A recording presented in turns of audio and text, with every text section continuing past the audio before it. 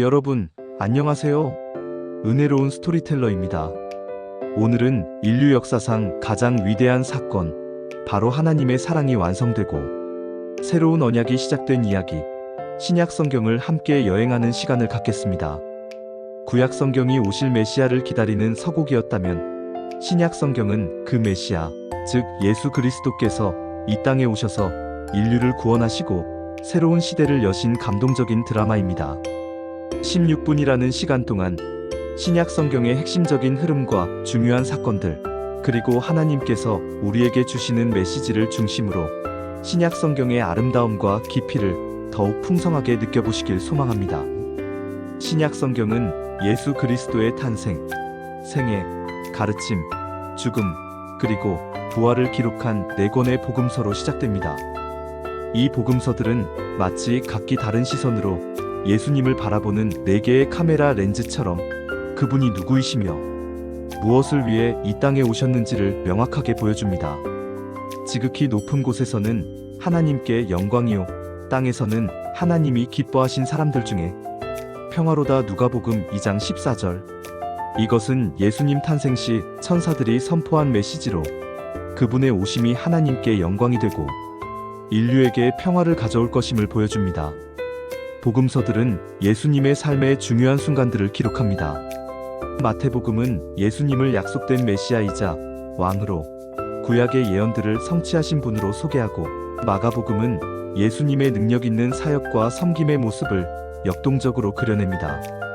누가복음은 예수님을 온 인류의 구원자로 소외된 자들과 약자들을 향한 그분의 사랑과 긍휼을 자세히 기록하며, 요한복음은 예수님을 태초부터 계신 하나님, 말씀이 육신이 되신 분으로 선포하여 그분과의 영적 관계와 영생의 중요성을 깊이 다룹니다.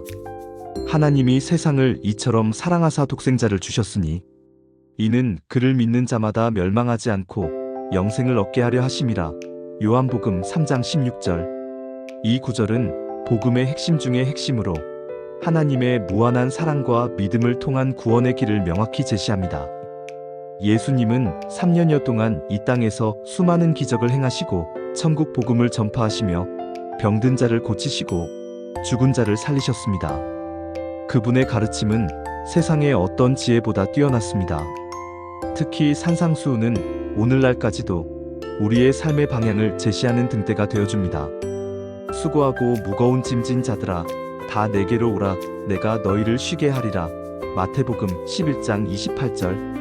이 초청의 말씀은 지치고 고통받는 모든 영혼에게 참된 안식과 위로를 약속합니다. 예수님은 비유를 통해 천국의 비밀을 가르치셨고, 그분의 가르침은 종교 지도자들의 형식적인 율법주의를 깨뜨렸습니다. 그러나 유대 종교 지도자들의 시기와 미움으로 인해 예수님은 결국 십자가에 못 박혀 죽으십니다. 인류의 모든 죄를 짊어지신 대속의 죽음이었습니다. 우리가 아직 죄인 되었을 때에 그리스도께서 우리를 위하여 죽으심으로 하나님께서 우리에 대한 자기의 사랑을 확증하셨느니라. 로마서 5장 8절. 이 구절은 예수님의 십자가 죽음이 단순히 희생이 아니라 죄인된 우리를 향한 하나님의 확증된 사랑임을 선포합니다. 하지만 죽음은 끝이 아니었습니다. 예수님은 사흘 만에 부활하셔서 죽음의 권세를 이기시고 우리에게 영원한 생명의 소망을 주셨습니다. 부활하신 예수님은 40일 동안 제자들과 함께 하시다가 하늘로 승천하시면서 성령을 보내주실 것을 약속하셨습니다. 오직 성령이 너희에게 임하시면 너희가 권능을 받고 예루살렘과 온 유대와 사마리아와 땅 끝까지 이르러 내 증인이 되리라 하시니라. 사도행전 1장 8절. 이것은 예수님께서 승천하시기 전 제자들에게 주신 마지막 명령이자 교회의 사명을 나타내는 핵심 구절입니다.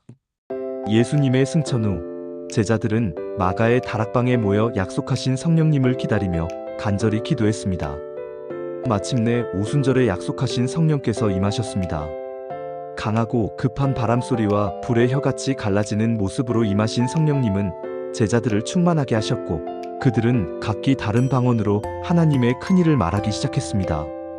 이 사건은 교회의 탄생을 알리는 놀라운 시작이었습니다.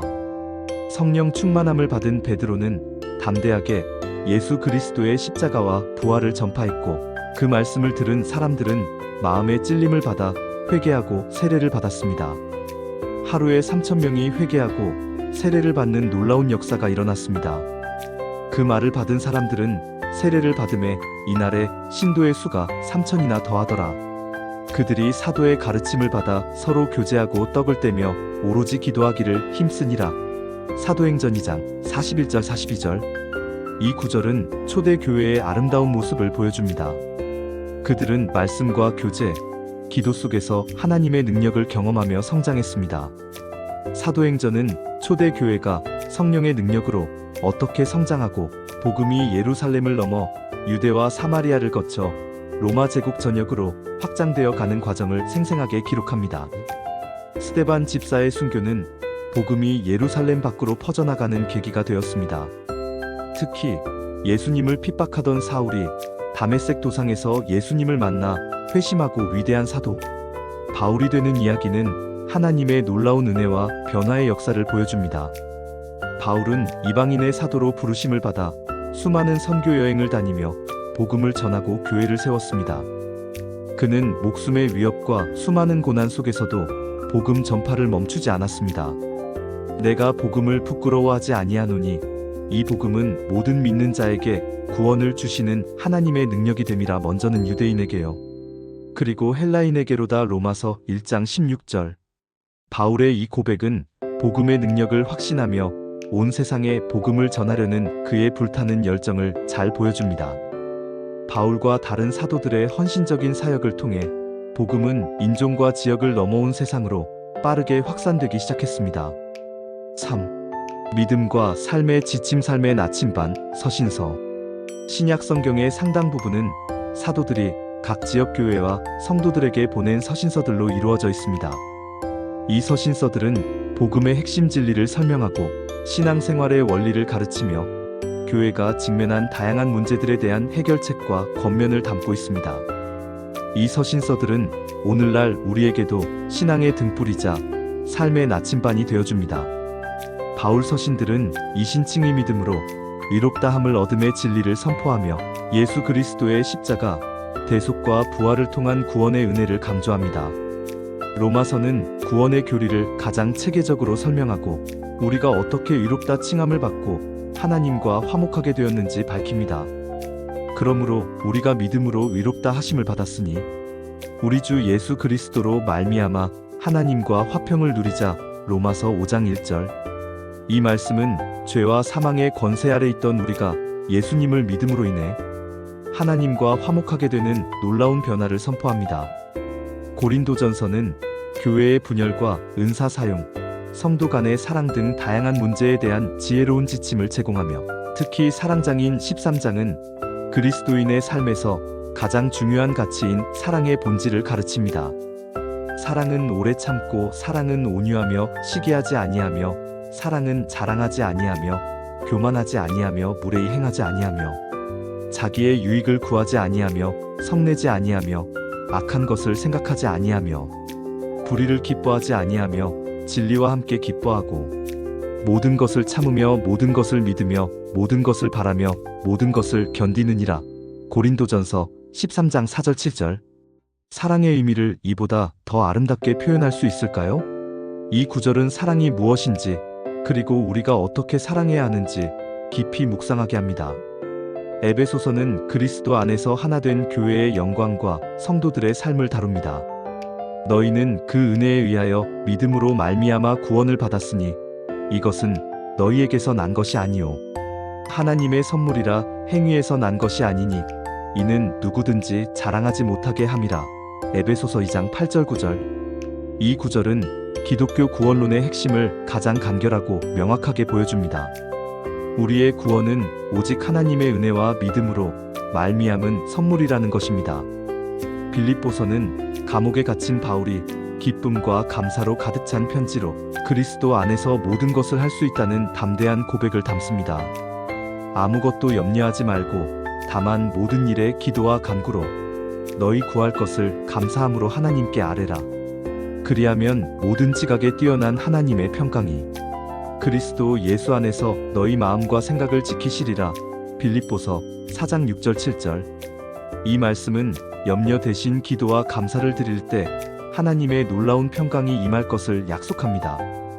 히브리서는 예수 그리스도가 구약의 모든 제사와 예언을 완성하신 대제사장이시며 더 이상 구약의 율법이 아닌 새 언약의 중보자이심을 강조합니다. 믿음이 없이는 하나님을 기쁘시게 하지 못하나니 하나님께 나아가는 자는 반드시 그가 계신 것과 또한 그가 자기를 찾는 자들에게 상 주시는 이심을 믿어야 할지니라. 히브리서 11장 6절. 믿음의 중요성을 강조하며 하나님께 나아가는 유일한 길임을 선포합니다. 야고보서는 믿음이 행위로 나타나야 함을 역설하며 참된 믿음은 반드시 삶 속에서 열매를 맺어야 함을 강조합니다. 영혼 없는 몸이 죽은 것 같이 행함 없는 믿음은 죽은 것이니라. 야고보서 2장 26절. 이 구절은 믿음과 행함의 불가분의 관계를 분명히 보여줍니다. 베드로전서는 박해 속에서도 흔들리지 않는 믿음과 소망을 격려하며 우리가 하나님의 자녀로서 어떻게 거룩한 삶을 살아야 하는지 가르칩니다. 오직 너희를 부르신 거룩한 이처럼 너희도 모든 행실에 거룩한 자가 되라 기록되었으되 내가 거룩하니 너희도 거룩할지어다 하셨느니라. 베드로전서 1장 15절 16절. 하나님 백성으로서의 거룩한 삶의 기준을 제시합니다. 마지막으로 요한일서는 하나님은 사랑이심을 강조하며 사랑 안에 거하는 삶과 빛 가운데 행하는 삶을 권면합니다. 사랑하는 자들아, 우리가 서로 사랑하자. 사랑은 하나님께 속한 것이니 사랑하는 자마다 하나님으로부터 나서 하나님을 알고 사랑하지 아니하는 자는 하나님을 알지 못하나니 이는 하나님은 사랑이심이라.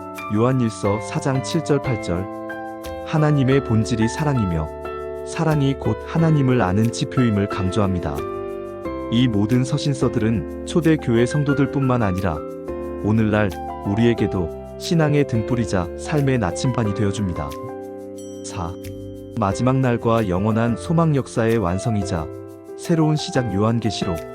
신약 성경의 대미는 요한계시록이 장식합니다. 사도 요한이 밤모섬에서 받은 환상을 기록한 이 책은 마지막 때에 일어날 일들, 그리스도의 재림, 악의 심판, 그리고 새 하늘과 새 땅에서의 영원한 하나님의 나라를 보여줍니다. 보라, 내가 속히 오리니 내가 줄 상이 내게 있어. 각 사람에게 그가 행한 대로 갚아주리라. 요한계시록 22장 12절. 예수님의 다시 오심과 그에 따른 공의로운 심판과 보상을 예고합니다. 요한계시록은 때로는 난해하고 상징적인 내용으로 가득하지만 그 핵심 메시지는 분명합니다. 그것은 바로 하나님께서 궁극적으로 승리하시고 믿는 자들에게 영원한 생명과 복락을 주실 것이라는 확실한 소망입니다.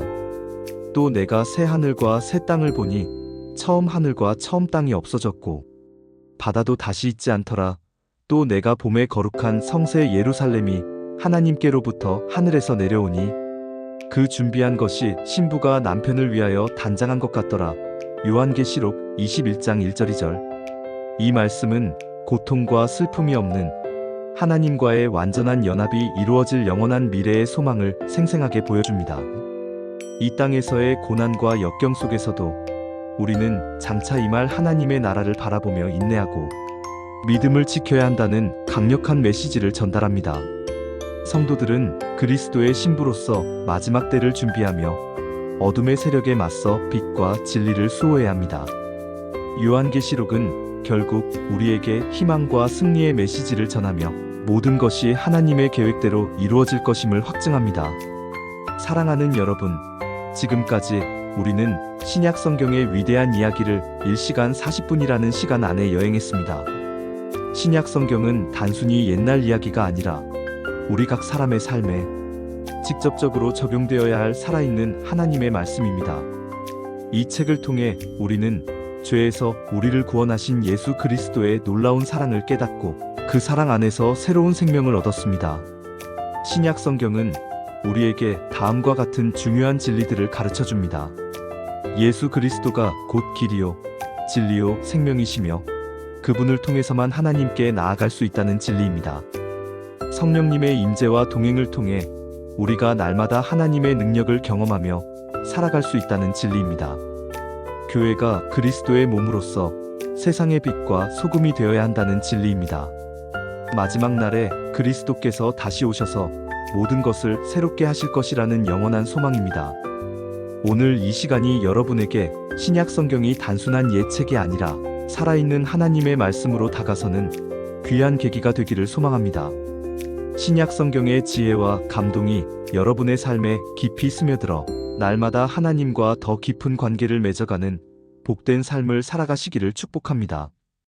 은혜로운 스토리텔러 채널 구독과 좋아요, 알림 설정은 복음 전파에 큰 힘이 됩니다. 감사합니다.